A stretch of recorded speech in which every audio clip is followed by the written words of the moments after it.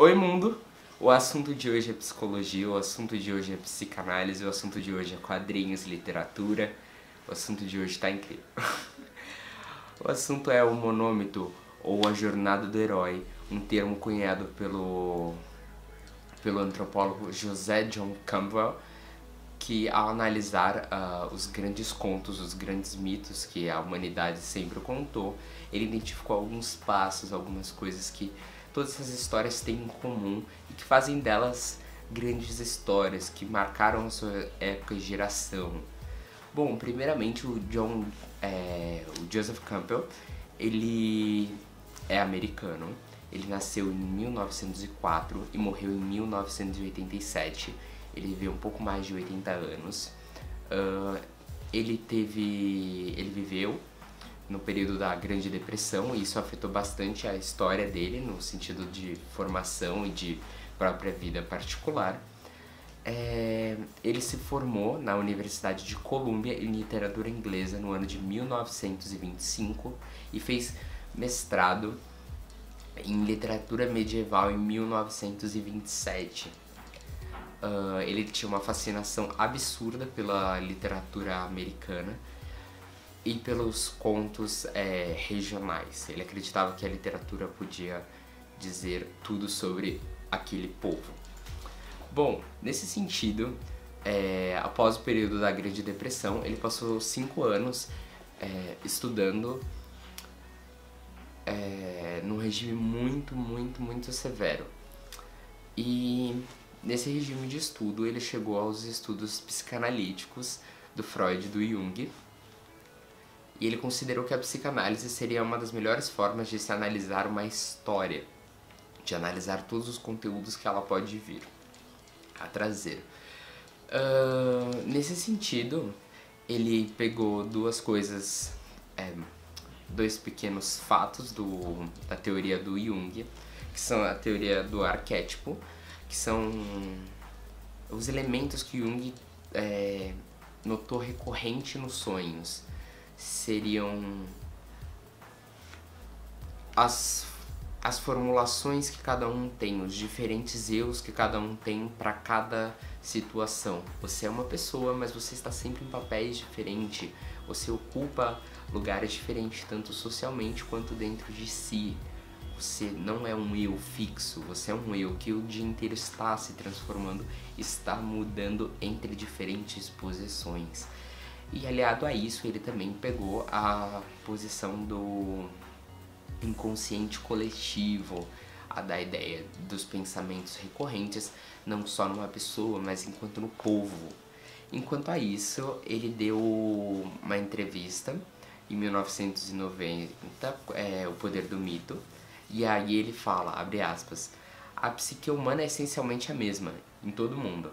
A psique é a experiência do interior do corpo humano, que é a essência do mesmo para todos os seres humanos, com os mesmos órgãos, os mesmos instintos, os mesmos impulsos e os mesmos conflitos, os mesmos medos.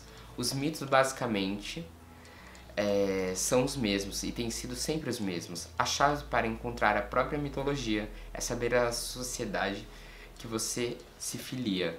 Toda mitologia cresce numa certa sociedade e num campo delimitado. Bom, isso já cruza bastante com as ideias junguianas no sentido de uma psicologia psicanalítica, vendo o social, vendo ali o contexto onde tudo acontece. E baseado nisso, ele lançou The Hero of Thousand Faces, o Herói de Mil Faces, em 1949, que é basicamente esse compilado de 17 regrinhas, 12 regrinhas, é variável, que toda grande história de sucesso pode se aplicar a isso. E quando eu digo história de sucesso, é em todos os sentidos possíveis, não são somente histórias de aventura, mas até as próprias histórias de romance, elas se aplicariam a essa receita de bolo. Bom, agora eu quero dar uma fragmentada mais ou menos no que seria um monômito e apresentar para vocês a versão resumida. Então eu não vou apresentar os 17 pontos, mas tem um vídeo super legal e super longo do Acabou de Acabar, adequa tudo isso. Bom, o primeiro estágio é onde a gente vai conhecer o personagem, onde a gente vai ter uma noção basicamente do dia a dia dele, de quem está na vida dele, quais são as posições que ele ocupa. A gente vai conhecer a vida dele antes da aventura começar. Até por isso o primeiro estágio se chama o mundo comum. A gente tem isso com Skywalker na sua vida simples de fazenda. A gente tem isso em Matrix com o Neo sendo um hacker no início do filme. E a gente tem isso nos filmes de romance, apresentando a vida da pessoa, ela dormindo, ela no trabalho, seguindo seu dia a dia tranquilo. O que nos leva ao segundo estágio, que é o chamado aventura. No chamado aventura, esse mundo ele vai ser quebrado, interrompido por alguma coisa. No caso de Star Wars, a gente tem o Luke e o Ben Kenobi vendo o holograma da Princesa Leia pedindo ajuda. No caso ali do Neo, a gente já tem umas pequenas quebras. Procure o coelho branco. E depois a própria Trinity se mostrando. No caso de filmes de romance, a gente teria isso, por exemplo, a pessoa vai a um café, vê a pessoa amada e, oh meu Deus, eu gostei dela. O que nos leva ao terceiro ponto, que seria a recusa ao chamado, que nem todas as histórias apresentam, porém muitas delas, sim, isso está presente. A gente tem isso no filme do Star Wars, onde o Luke se recusa ao chamado, dos 45 até os 75 minutos do filme. Então ele fala, tipo, não vou ser eu que vou enfrentar o Vader. E é bem legal esse filme porque ele mostra como a recusa pode ser longa. Paralelo a isso, a gente tem a dinâmica do Matrix, onde o Neo, ele recusa ali toda a balada, a conversa e tudo mais. Ele vai pro trabalho, os Smiths vão atrás dele. O Morfeu fala com ele no telefone pra ele sair pela janela e ele fala não vai rolar, e ele volta pra ser preso. Ele recusou completamente a aventura. A gente tem isso nos romances, por exemplo, seguindo a linha do café, a pessoa vê, a pessoa se apaixona, mas fala não, sabe, não vai rolar agora, e é isso, aguarde. Então ela recusa o amor ali, recusa o chamado para a aventura, que teoricamente quebraria o seu mundo comum. Bom, depois disso a gente tem um encontro com um mentor. No caso dos filmes do romance, aquele amigo, aquela amiga, aquele professor, que vai quebrar a pessoa e vai falar, ei, acorda pra vida, tá na hora de você ser alguma coisa. E o bacana é que os filmes eles podem apresentar um ou vários mentores e que eles nunca vão ficar, porque a jornada é do herói. Eles vão aparecer, vão fazer o que tem que fazer e depois vão embora. Bom, ali no caso do Star Wars, a gente vai ter... O que é no Star Wars? A gente vai ter o sábio Jedi, o Kenobi e o Luke Skywalker. No caso do Matrix, a gente vai ter o Neo encontrando a Trinity e o Morfeu. E no caso de romances, seriam apenas esses amigos, esses professores, essa pessoa que vai colocar a pessoa de novo em movimento. Bom, o que nos leva ao quinto estágio, que seria a travessia do primeiro limiar, que é um dos momentos que a galera mais gosta. No Matrix isso é representado de forma bem explícita, porque a gente tem o Morfeu falando... se você pegar a pílula azul, você acorda em casa e acredita no que você quiser acreditar. Mas se você pegar a vermelha, não tem volta.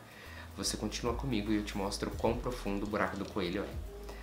E é muito bacana porque explica bastante o que seria esse estágio. Seria um momento em que, depois de ser preparado e instruído pelo mentor, a pessoa ela tem que tomar a decisão, eu vou ou não. É o momento sem volta da história. No caso dos Jedi, a gente tem o Luke Skywalker e o Ben indo atrás do Han Solo na cantina.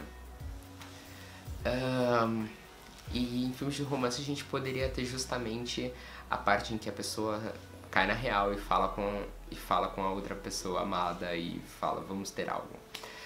O que nos leva aos testes aliados e inimigos, que é um dos momentos assim que tipo é muito bacana nos filmes. Nos filmes de romance isso poderia ser caracterizado como sendo os encontros, como sendo as saídas, os rolês de boas, como sendo as pessoas com inveja e tudo mais, que vão testando o relacionamento.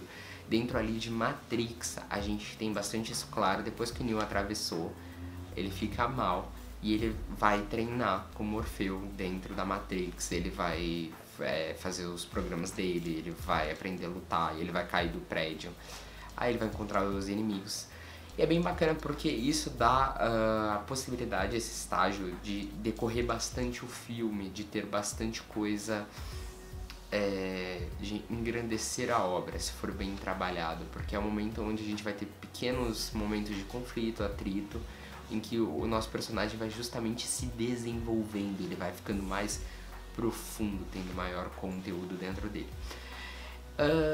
Depois de tudo isso, a gente vai pra aproximação da caverna oculta, que agora eu não lembro do que seria no primeiro Matrix, mas na trilogia Matrix a gente teria no último filme o Neo chegando ali no Criador e vendo assim, que porra é essa?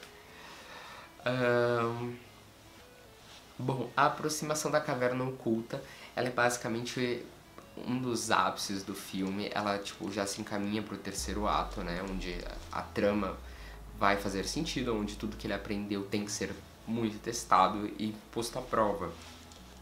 No caso ali de Star Wars, a gente tem a ida à Estrela da Morte. Depois temos o oitavo estágio, que seria a aprovação suprema, que seria um semiclímax, por assim dizer, e onde a pessoa tem que se superar de alguma maneira. Ela tem que provar que o que ela aprendeu tá dando certo. Diferente da caverna oculta, que ela está indo para o lugar, ali ela já está no lugar e tem que provar que, assim, vai dar certo. No caso de Star Wars, a gente tem eles ali no compactador de lixo, eles enfrentando os inimigozinhos antes de sair. Depois a gente chega na recompensa, porque, bom, já que o nosso herói não morreu, ele merece alguma coisa.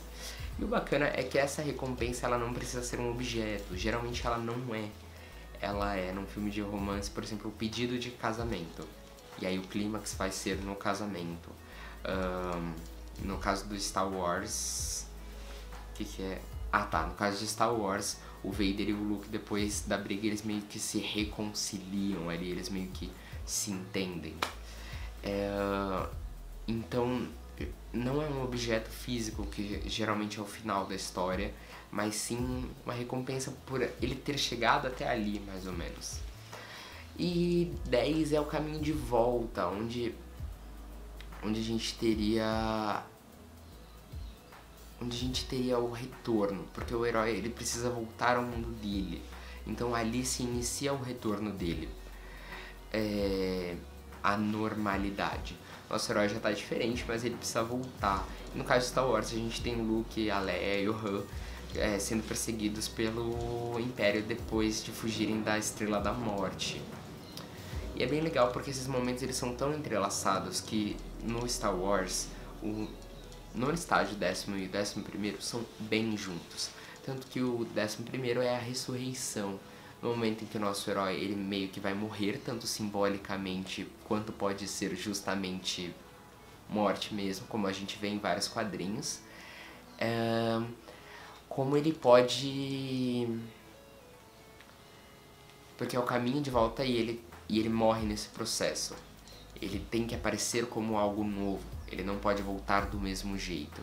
Então a gente no Star Wars tem a Estrela da Morte explodindo e ele voltando com outra realidade ali. A gente tem o Neo, depois de falar com o Criador, ele retornando e falando assim, bom, pra salvar então a galera toda, eu tenho que ir e um beijo, paz, eu vou morrer e vocês vão ficar em paz. E é justamente isso, morre aquele personagem que a gente viu sendo construído ao longo de 3 filmes e aparece alguém totalmente diferente psicologicamente nesse sentido. Bom, no Star Wars a gente tem eles sendo perseguidos, quase sendo mortos após a Estrela da Morte explodir, e a gente vai ter o Han Solo salvando eles no último momento. E aí a gente chega no 12º estágio, que aqui vai ser o final, porque eu dei a versão resumida e não a que tem 17 pontos. O 12º estágio, ele seria justamente o momento em que a pessoa volta pro estado normal dela, o momento em que ela volta com o Elixir, que seria o nome do estágio, onde toda a jornada dela fez sentido. Bom, a cabeça dela mudou ali no 11º, e no 12º ela pode retornar ao mundo dela, só que completamente diferente. A gente vê isso com Indiana Jones, no caso de que é o momento em que ele consegue o que ele quer, volta pra vender ou entregar, ou isso e aquilo.